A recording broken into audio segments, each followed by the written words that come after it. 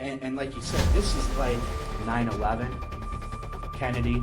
I mean, this was huge in Sycamore. Am I right? I did not kidnap that little girl. I did. Look at my eye. I did not. Yeah, and she was loved in the neighborhood. She was a little big brown eyes, and she was hardly said a word to anybody. Okay. This was crushing for the entire For community. and it was 1957년 12월 3일 화요일 저녁, 일리노이주 시카모어에서 조용한 시간이 흘렀습니다. 7살 마리아와 8살 캣이라는 절친한 친구들이 겨울의 첫눈 속에서 즐겁게 놀고 있었습니다. 그들은 근처에서 다가오는 위험을 전혀 인식하지 못한 채 놀고 있었습니다. 그들이 차를 피하자는 놀이를 하며 웃고 있을 때, 한 젊은 남자가 다가와 그들의 작은 그룹에 자연스럽게 끼어들었습니다. 그들의 삶과 그들의 가족들의 삶은 영원히 달라지게 되었습니다. 그런데 그 낯선 사람은 누구였고 그의 의도는 무엇이었을까요? She took a piggyback ride from him, got on his back. I came out without mittens on, so my hands were cold, and I went home to get mittens. When I came back, Johnny and Maria were nowhere to be seen. Police were out with the spotlights and the megaphone. The police all started showing up, asking the same questions over and over and over.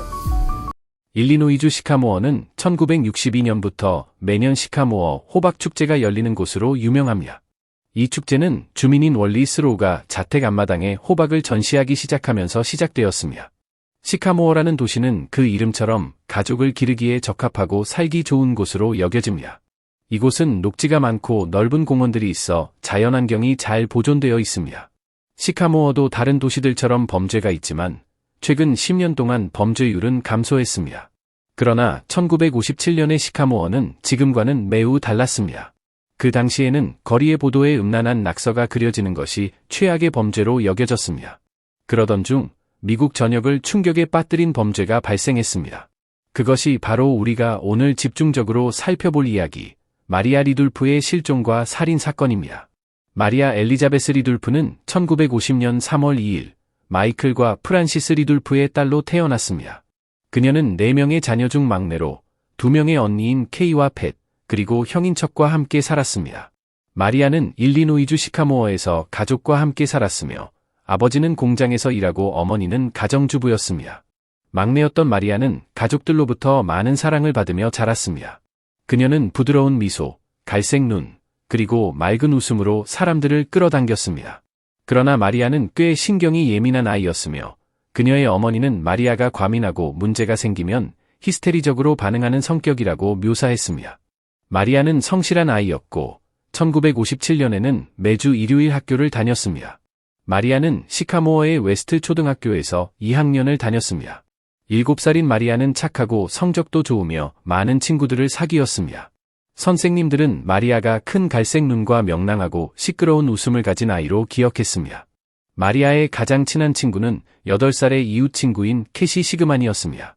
두 소녀는 매우 친했습니다. 매일 함께 학교를 오가며 서로의 집에서 시간을 보내곤 했습니다.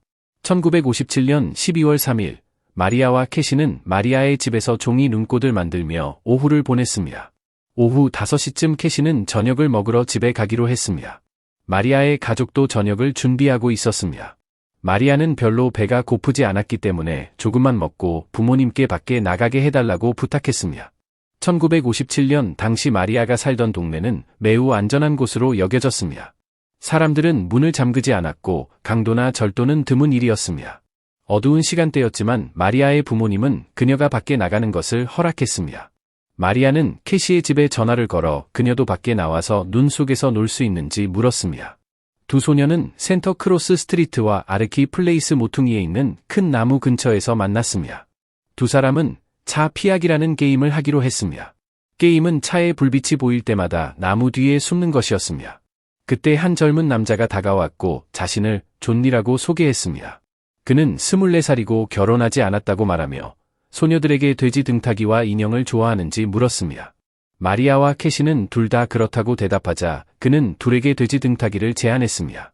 캐시는 이를 거절했지만 얼마 후 마리아는 집으로 달려가 인형을 가져오고 캐시는 존니와 함께 기다렸습니다. 마리아는 인형을 가지고 돌아왔고 존니는 마리아에게 돼지 등타기를 해주었습니다. 추워지자 캐시는 장갑을 가져오기 위해 집에 가고 싶다고 말하며 마리아에게 함께 가자고 했습니다. 그러나 마리아는 존니와 함께 있고 싶다고 말했고 캐시는 집으로 돌아가 장갑을 챙겨서 다시 길에서 마리아와 놀기 위해 나왔습니다. 그러나 돌아왔을 때 마리아와 존니는 사라져 있었습니다. She took a piggyback ride from him. Got on his back. I came out without mittens on, so my hands were cold, and I went home to get mittens. When I came back, Johnny and Maria were nowhere to be seen. 처음에 캐시는 마리아를 부르며 소리쳤지만 아무런 응답이 없었습니다. 무엇을 해야 할지 몰랐던 캐시는 리둘프 집으로 가서 마리아의 부모님에게 일어난 일을 말했습니다. 마리아의 형척은 집을 떠나 동네를 돌아다니며 마리아를 찾기 시작했고 리둘프 집에 있었던 친구 랜디와 함께 다녔습니다. 두 소녀는 마리아를 부르며 찾았지만 어디에도 그녀를 찾을 수 없었습니다. 그동안 마이클은 캐시를 집으로 데려다 주었습니다. 집에 도착한 캐시는 어머니 플로라에게 마리아와 만난 남자 존니에 대해 이야기했습니다.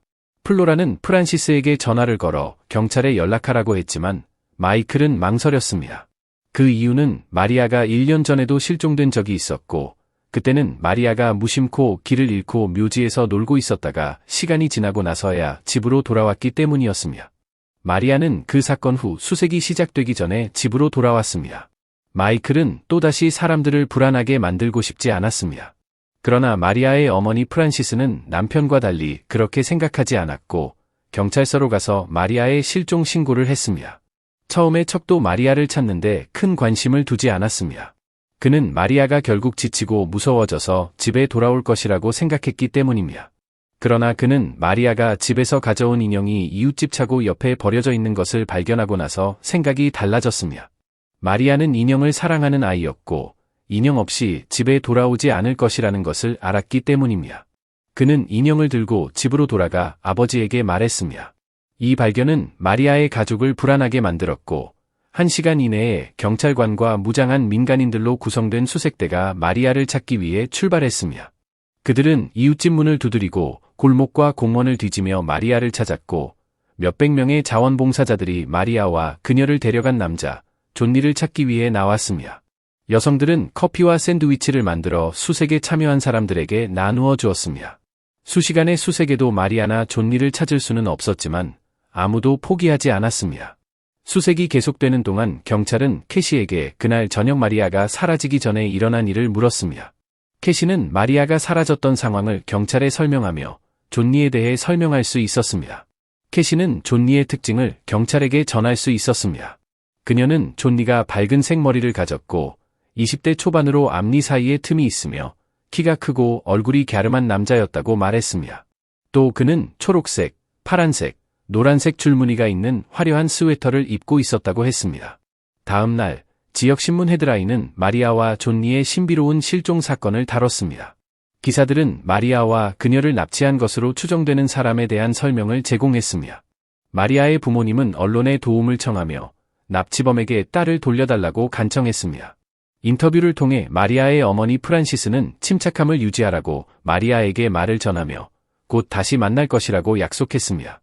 경찰은 계속해서 물리적인 수색을 이어갔고 차 트렁크와 지하실을 뒤지며 마리아의 흔적을 찾았습니다. 마을의 모든 집이 수색 대상이 되었지만 아무것도 발견되지 않았습니다.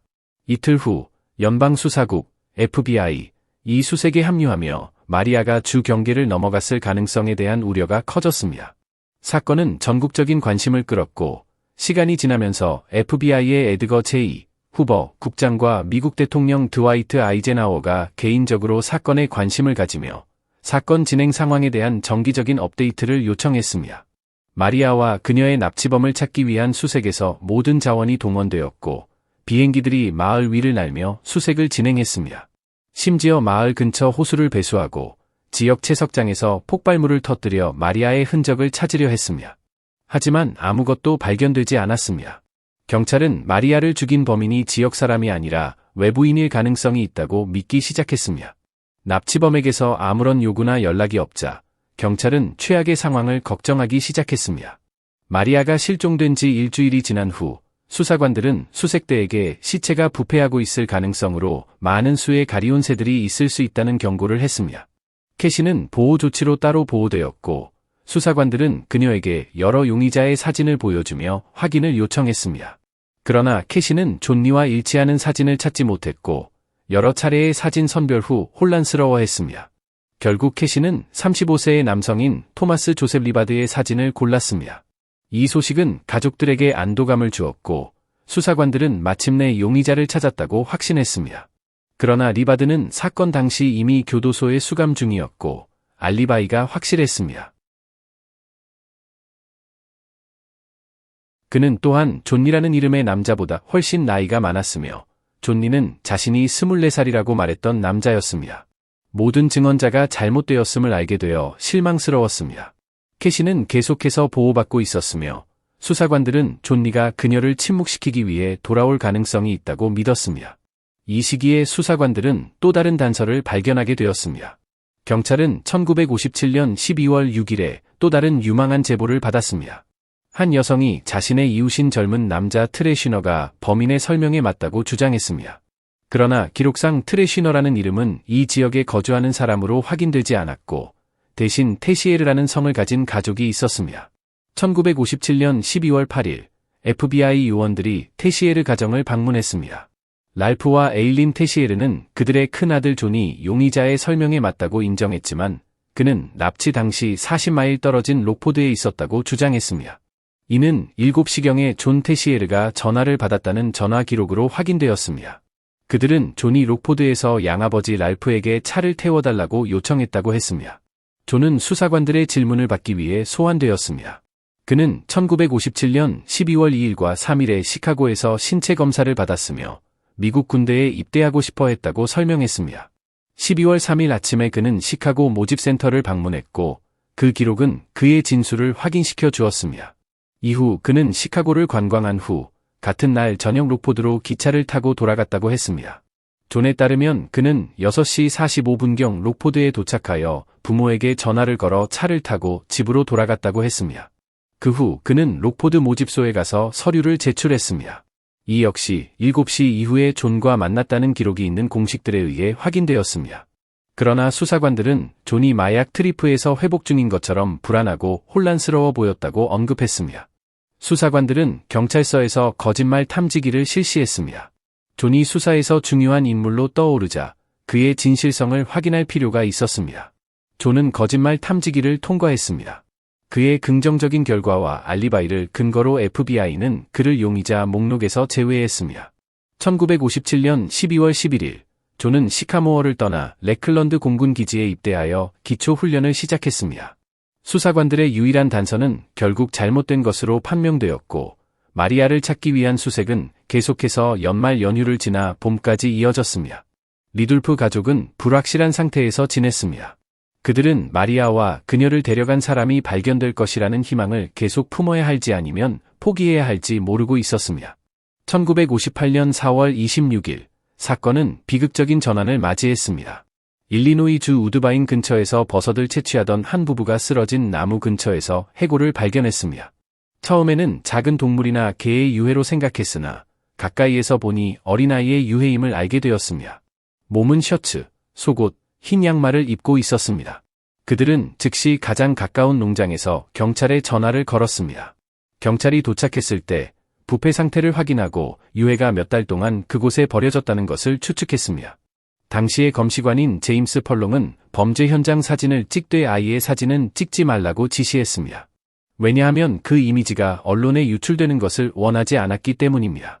수사관들은 이미 그 유해가 누구의 것인지 추정하고 있었으며 검사를 통해 마리아 리돌프임을 확실히 확인했습니다. 그녀는 치아 기록, 셔츠, 머리카락 한 가닥을 통해 확인되었습니다.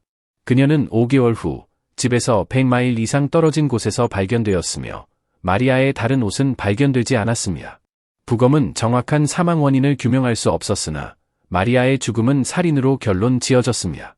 마리아가 일리노이주에서 발견되었기 때문에 FBI는 사건에서 손을 떼고 사건 수사는 주 및 지역 경찰에게 맡겨졌습니다. 마리아 리돌프는 그 주의 시카모어의 엘르무드 묘지에 안장되었습니다. 그녀의 장례식에는 300명이 넘는 사람들이 참석했습니다. 마리아의 가족과 친구들은 비극으로 인해 큰 충격을 받았습니다. 그녀는 밝은 빛과 같았고 괴물에 의해 그 빛이 꺼졌습니다. 그들의 마음은 무겁고 정의가 반드시 실현되기를 기도했습니다. 마리아는 장례식에서 추모하는 이들에 의해 지적이고 즐거운 성격의 소녀로 기억되었습니다. 장례식 중에는 마리아가 가장 좋아했던 찬송가인 지저스 러브즈 미가 연주되었습니다. 장례식 후 캐시는 계속해서 보호받고 있었습니다. 그녀의 삶은 돌이킬 수 없이 변해버렸습니다. 사람들은 그녀를 마리아와 마지막으로 함께 있었던 소녀라고 불렀습니다. 많은 사람들이 두려워해 캐시가 새로운 친구를 사귀기 어려워졌습니다. 마리아 리둘프의 살인사건은 모든 사람들의 삶을 영원히 바꾸어 놓았습니다. 마리아와 캐시가 그 운명의 저녁에 놀았던 큰 나무는 마리아가 실종된 1년 후에 잘렸습니다. 수사관들은 사건을 계속 추적했지만 새로운 단서가 나오지 않았고 가장 가능성 있는 용의자는 배제되었습니다. 더 이상 할 수 있는 일이 없었습니다. 사건은 냉각된 채로 열린 상태로 남았지만 다른 새로운 사건들이 우선시되었고 마리아의 살인은 비극의 여파로 남은 사람들에게는 괴로운 기억이 되었습니다. 리둘프 가족에게는 실망스러웠습니다. 그들이 잠시 희망을 품었던 마음은 또 다른 거짓 단서로 인해 꺼졌습니다. 사건은 벽에 부딪혔고 수십 년 동안 얼어붙은 채로 남았습니다. 새로운 단서가 나타나기까지 40년이 걸렸습니다. 40년 후 리둘프 가족뿐만 아니라 시카모어 전체를 괴롭힌 사건에 새로운 용의자가 등장했습니다. 1997년 시카모어 경찰 중위인 패트릭 솔라는 다른 용의자의 이름을 제출했습니다. 그는 윌리엄 헨리 레드몬드라는 전직 트럭 운전사이자 카니발 일꾼이 마리아 리둘프의 죽음에 책임이 있다고 주장했습니다. 그러나 레드몬드는 1992년에 사망했었습니다. 하지만 솔라는 레드몬드가 범죄 기록을 통해 프로필에 맞는 인물이라고 믿었습니다. 솔라에 따르면 레드몬드는 교도소에서 동료 수감자들에게 마리아 리둘프의 유괴와 유사한 범죄를 저질렀다고 말했다고 전해졌습니다. 또한 솔라는 레드몬드의 외모와 행동이 존니라는 용의자와 일치한다고 믿었습니다. 하지만 솔라의 조사와 그에 따른 보고서는 증거가 부족하다는 이유로 비판을 받았으며 솔라 자신도 그것이 단지 정황에 불과하다고 인정했습니다. 그 이후 사건은 다퉜지만 해결되지 않은 사건으로 분류되었고 더 나은 용의자가 나중에 발견될 가능성은 열려 있었습니다. 수십 년이 지나도 캐시는 그 악몽을 결코 잊지 못했습니다. 심리학자들에 따르면 그녀는 생존자 길트 증후군을 겪고 있었습니다. 그녀는 성장하면서 1970년대 초 마크 챗먼이라는 남자를 만나 결혼 후 텍사스로 이주했습니다.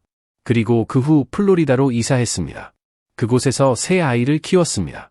그러나 그 기억은 결코 캐시에게서 떠나지 않았고 그녀는 항상 그 저녁과 존니가 여전히 그녀를 기다리고 있는지 생각했습니다. 캐시와 그녀의 가족은 결국 일리노이로 돌아왔습니다. 2000년대 중반 많은 사람들은 마리아의 실종과 죽음을 시카모어의 911 사건이라고 부르며 그것은 마을의 얼굴을 영원히 바꾸어 놓았다고 말했습니다. 수십 년이 지난 후 수사관들은 놀라운 단서를 발견했습니다. 2008년 마리아 리둘프의 실종과 살인 사건이 발생한 지 51년 만에 수사관들은 새로운 정보를 받았습니다.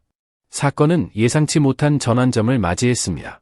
1958년 마리아와 함께 묻혔던 것들이 다시 떠오르기 시작했습니다. 존 테시에르의 이복 여동생인 자넷 테시에르는 시카모어 경찰에 제보 이메일을 보냈습니다. 이메일에서는 그녀의 이복형인 존이 마리아 리둘프를 유괴하고 살해한 책임이 있다고 설명했습니다. 이메일에서 그녀는 어머니 에일린이 죽기 전에 고백을 했다고 밝혔습니다.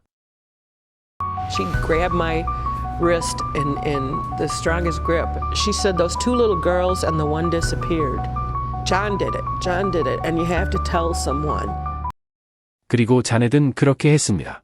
어머니가 1994년 1월 23일에 세상을 떠난 후 자넷은 여러 번 시카모어 경찰서에 전화를 걸었고 경찰은 사건을 놓아두라고 말했습니다.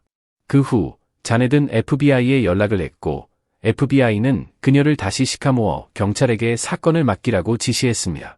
그 다음 14년 동안 자넷은 여러 번 연락을 시도했으며 결국 형사 레리 콧과 브라이언 헨리가 사건을 재조사하기로 결정했습니다. 자넷은 이메일에서 그날 밤의 사건을 설명했습니다. 자넷은 이메일에서 존이 어머니의 이름을 기리기 위해 1994년의 이름을 잭 다니엘 맥컬로우로 바꿨다고 밝혔습니다. 형사들은 자넷이 제기한 주장들을 조사하기 시작했으며 존이 실제로 1994년의 이름을 잭 다니엘 맥컬로우로 바꾼 것을 확인했습니다. 이제 그들은 잭 맥컬로우가 실제로 누구인지를 조사할 차례였습니다.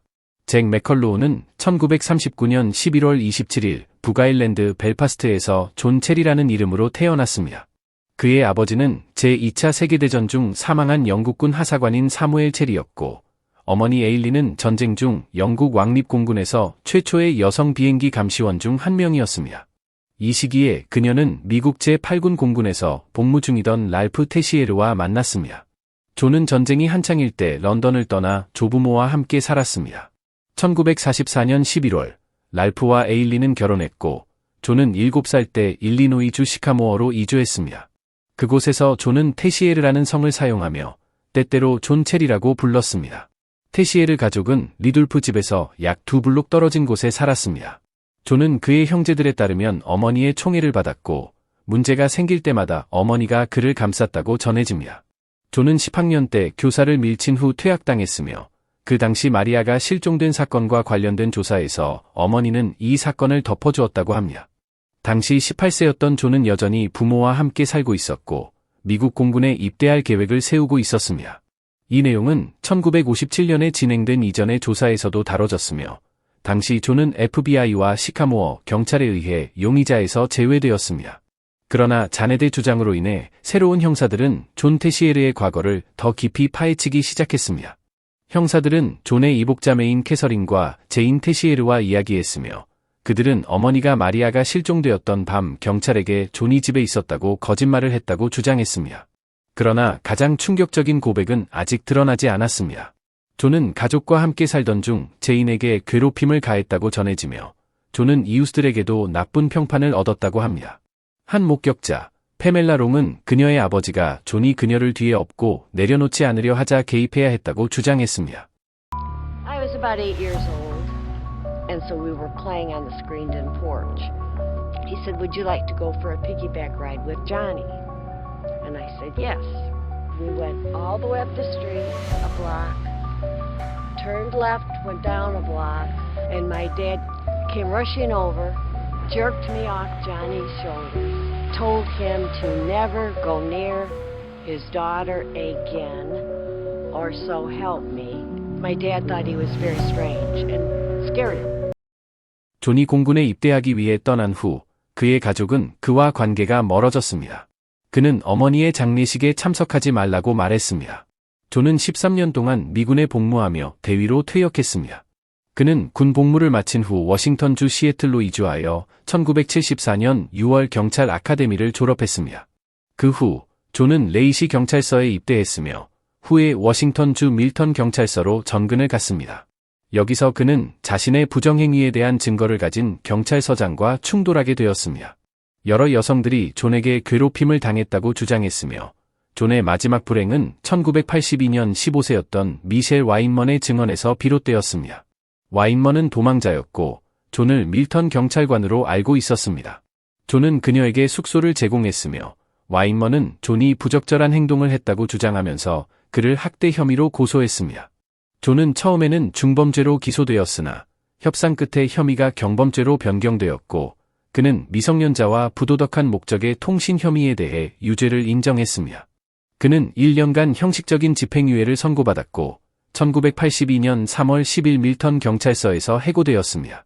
그 후 존은 1994년 4월 27일 공식적으로 이름을 잭 맥컬로우로 변경했습니다.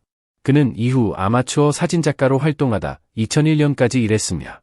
존의 알리바이를 유지하는 유일한 증거는 1957년 12월 3일 밤 록포드에서 걸려온 전화였습니다. 하지만 이 증거는 존의 전 여자친구와 연락을 취한 후 무너지기 시작했습니다. 최초의 조사에서 경찰은 증인인 캐시 시그만에게 존 테시에르의 사진을 제공하지 못했습니다. 그는 학교를 중퇴했기 때문에 졸업 앨범에 사진이 없었습니다. 그러나 사건을 재조사하면서 경찰은 그의 전 여자친구인 젠 스와포드와 연락을 했습니다. 그녀는 경찰에 존의 더 현대적인 사진을 제공할 수 있었습니다. 무심코 젠은 수사관들에게 사건을 완전히 뒤집을 중요한 증거를 제공하게 되었습니다. 그녀는 경찰에 사용되지 않은 군 발급 기차표를 건넸습니다. 이 기차표는 존이 록포드에서 시카고로 자신의 차를 이용해 갔다는 것을 보여주었습니다. 그는 1957년 12월 3일 시카고에서 관광을 했다고 주장했으며 경찰은 그가 그날 오후 시카모어로 가서 마리아를 납치한 후 할당된 시간 안에 록포드로 돌아갔을 가능성을 의심했습니다. 경찰은 타임라인을 다시 검토하기 시작했습니다. 여러 증인들이 12월 3일 저녁 6시 20분 이후 마리아와 캐시가 밖에서 놀지 않았다고 주장했습니다. 한 버스 운전사는 6시 30분쯤 그 특정 회전에서 아무 여자아이도 보지 못했다고 말했습니다. 또 다른 증인은 마리아가 실종된 저녁에 시카모어와 주변에서 존의 폰티악을 봤다고 주장했습니다. 그는 존이 절대로 다른 사람에게 자신의 차를 운전하게 하지 않았다고 확신했습니다. 채용 담당자들의 증언에 따르면 존은 7시경 록포드에 있었고 두 지역 간의 거리를 고려했을 때 그가 그날 저녁 시카모어에 있을 수 있었다고 했습니다. 또한 1957년 12월 4일 존을 만난 채용 담당자 중 한 명은 존의 입술에 상처가 있다고 언급했습니다. 그는 존이 그가 마리아가 사라진 바로 전날 시카모어에 가지 않았다는 것을 기쁘게 생각했다고 말했다고 주장했습니다. 이 진술과 당시 다른 증인들의 증언은 FBI의 초기 조사에 포함되었습니다. 그러나 이제 새로운 수사팀은 초기 조사의 타임라인이 완전히 잘못되었다는 이론을 바탕으로 작업을 시작했습니다. 새로운 타임라인에 따라 수사관들은 존이 시카모어로 가서 6시 20분경 마리아를 납치한 후 가족에게 전화를 걸기 위해 록포드로 돌아갔다는 이론을 개발했습니다. 존의 이복자매인 캐서린의 증언은 경찰 수색이 저녁 7시에 시작되었음을 뒷받침했고 그녀는 파티에서 돌아와 수색 중인 것을 보았다고 주장하면서 원래 타임라인이 1시간 이상 앞당겨졌다고 말했습니다. 그들은 이후 유일한 증인인 캐시 시그만 체프먼에게로 돌아갔습니다. 캐시는 여러 용의자 사진을 보았고 이번에는 그의 전 여자친구가 제공한 존 테시에르의 사진도 포함되었습니다. After Maria disappeared, my parents always said, "You are the only one that can recognize this man. You have to remember what he looks like till we find him." 캐시는 즉시 존을 수십 년 전에 만난 존이라고 믿는 사람으로 신원 확인했습니다. 2011년 6월 29일, 71세의 존 테시에르, 현재 잭 맥컬로우라는 이름을 사용하던 그는 시애틀 경찰에 의해 체포되어 조사를 받았습니다. 법집행기관에서의 배경 덕분에 그는 훈련된 면접관들에 의해 조사를 받았고 마리아의 납치와 살해와는 아무 관련이 없다고 강력하게 부인했습니다. 그는 마리아가 그들의 이웃에서 사랑받는 아이였다고 주장했습니다. And like you said, this is like 9/11, Kennedy. I mean, this was huge in Sycamore. Am I right? Let me tell you something. I did not kidnap that little girl. I did. Look at my eyes. I did not have anything to do with that little girl. Okay. And she was loved in the neighborhood. She was a little Mexican girl with big brown eyes, and she was sweet as a baby. Hardly said a word to anybody, and everyone loved her. Okay. This was crushing for the entire For city. community. And Absolutely. it was crushing for me as well because I knew the family. Okay. Right. 이복자매에 대한 부적절한 행동에 대한 질문을 받자 그는 그 주장을 부인하며 그저 어린 시절에 둘이 장난친 것일 뿐이라고 주장했습니다. 마리아의 실종에 관한 추가 질문이 나오자 잭은 회피하며 더 이상 대답하지 않았습니다. 그는 마리아 리둘프의 납치와 살해 혐의로 체포되었고 일리노이 주로 송환되었습니다. 리둘프 가족의 나머지 구성원들에게 마리아를 위한 정의가 마침내 실현된 것입니다. I have no sympathy for Jack being in prison because I believe with all my heart that he is guilty. 수십 년이 지났지만 그들은 이제 이름을 알게 되었고 진실을 추구하는 싸움이 끝을 향해 가고 있었습니다. 2011년 7월 27일, 잭은 마리아의 시신이 수사관들에 의해 발굴된 날 법정에 출석했습니다.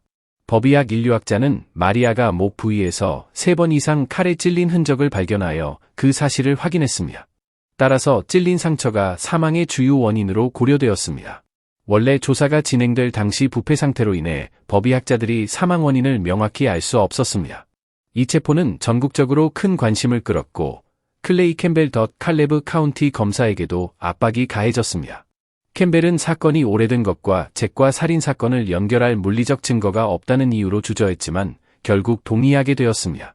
잭 맥컬로우는 마리아 리둘프의 납치 및 살인 혐의로 정식 기소되었고 사건은 2012년 9월에 재판에 들어갔습니다. 당시 73세였던 잭 맥컬로우는 재판에 들어갔습니다. 검찰은 잭이 마리아에게 집착했음을 보여주는 증거를 바탕으로 마리아에게 끌렸다고 주장했습니다.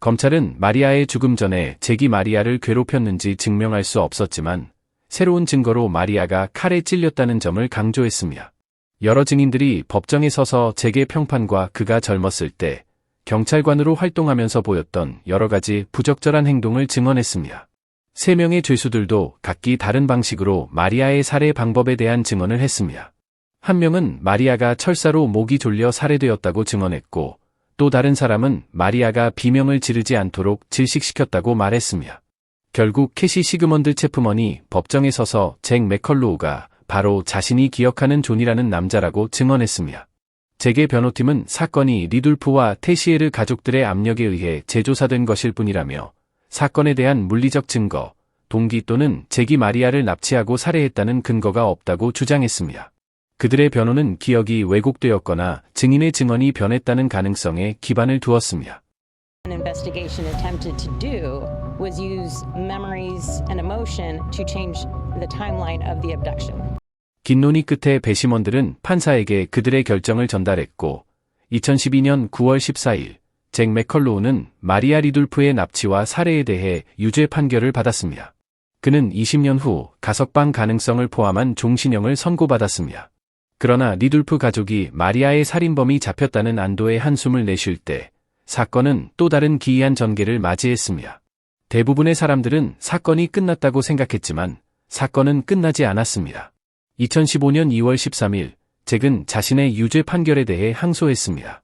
일리노이 항소법원은 아기 납치 사건에 대한 유죄 판결을 3년의 시효가 지난 이후로 취소했으나 살인 혐의는 유지했으며 법원은 또한 죽음을 맞이한 사람의 고백이 증거로 사용되어서는 안 된다고 판결했지만 판사는 2015년 결정을 내릴 때 그 고백에 의존하지 않았다고 밝혔으며 잭은 다시 한번 살인 유죄 판결을 뒤집을 수 있도록 청원서를 제출했으며 그는 사건 재심을 요청하는 절차를 통해 새로운 주 검사의 사무실과 청문회를 개최할 수 있는 결정을 받았으며 새 주 검사인 리차드 슈맥은 사건을 맡고 1957년 사건에 대한 증거를 종합적으로 재검토하기 시작했으며 2016년 3월 청문회에서 슈맥은 전화 기록, 원래 수사의 타임라인, 재판에서 원래 증거를 포함하지 않은 점, 그리고 1957년 12월 3일 당시의 날씨 조건이 잭이 마리아의 실종 당시 시카모어에 있을 수 없음을 보여준다고 주장했으며 또한 새로운 거짓말 탐지기 검사 전에 잭은 수사관들에게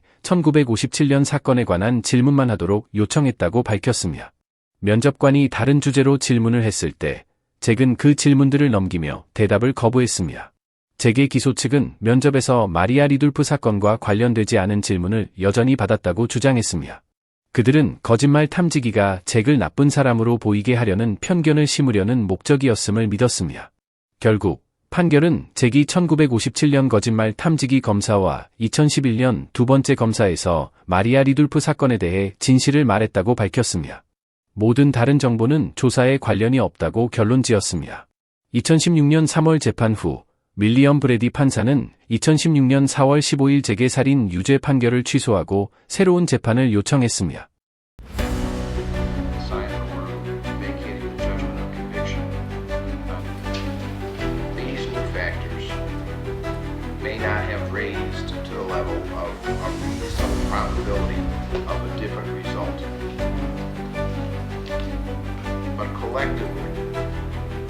when they are agreed to by the state. In other words, the parties have agreed that these allegations are true.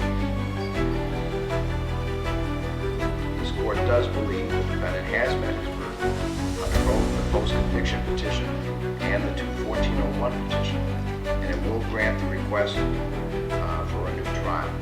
잭은 그날 보석금을 내고 풀려났습니다.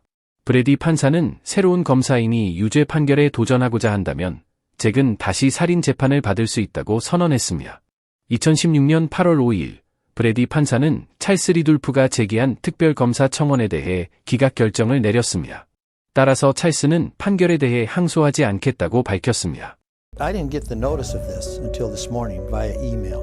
I prayed for forgiveness because of my anger. And I prayed for the Lord to enable me to rejoice that Maria is above this. 2017년 4월 12일 잭 맥컬로우는 2016년 7월 21일 데칼브 카운티 순회법원에서 무죄 판결을 받았으며 재계사위는 자유정보법을 준수하지 않은 시카모어 경찰서와 일리노이주 경찰을 상대로 소송을 제기했으며 이는 2015년 11월 3일 사건 재심 요청에 대한 슈맥의 경찰 부정행위 주장을 바탕으로 제기된 것이었으며 재계 시민권리 변호사는 일리노이가 잘못된 유죄 판결의 중심지라고 주장하며 사법 시스템의 개혁을 촉구했으며 2020년 7월 잭은 시애틀시에서 경찰서와 수사관들을 상대로 제기한 소송으로 $30만 달러의 합의금을 받았으며 마리아 리둘프 사건은 여전히 해결되지 않은 채 종결되었으며 새로운 용의자의 이름을 언급한 익명의 편지가 수사관들에게 전달되었으며 수사관들은 새로운 용의자의 이름을 공개하지 않았으며 이는 무고한 사람을 체포한 사건으로 이어진 복잡한 수사 후 증거를 제대로 확인해야 할 필요성이 있기 때문일 수 있으며 이 사건은 현대의 마녀 사냥으로 설명될 수 있으며 오늘 사건에 대한 여러분의 의견과 수사 절차, 증거의 신뢰성에 대한 생각을 듣고 싶습니다.